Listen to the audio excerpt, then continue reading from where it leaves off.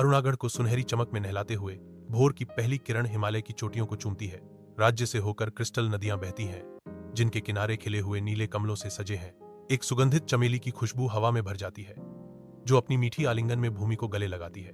महारानी सिया विशाल अलमारियों के बीच खज्जी हैं, उनकी उंगलियां भूली हुई किंवदंतियों के आवरणों पर नाच रही हैं। सूर्य का प्रकाश शांत पुस्तकालय को प्रकाशित करता है, क्योंकि वह एक प्राचीन जादूगर नीली गुफा में कैद काले जादू के अभ्यासी का एक खाता खोजती है।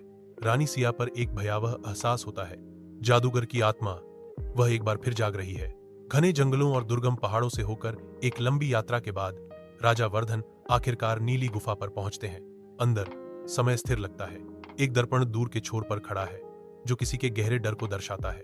राजा दर्पण में देखता है अरुणागढ़ की भयावह प्रतिबिंब, जो आग में जल रहा है। उसके लोग पीड़ित हैं और रानी सिया रो रही है।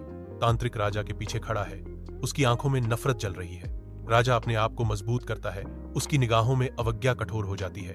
वह जादुई कमल को उठाता है, उसे दर्पण के सामने रखता है। सुनहरी रोशनी नीले गुफा में भर जाती है, जो कमल से निकलती है और दर्पण को ढक लेती है। तांत्रिक चीखता है, क्योंकि उसकी आत्मा गुफा में विलीन हो जाती है। राजा गुफा से बाहर निकलता है। उसके सामने पुनर्जीवित परिदृश्य को देखकर उसकी आंखें फैल जाती हैं।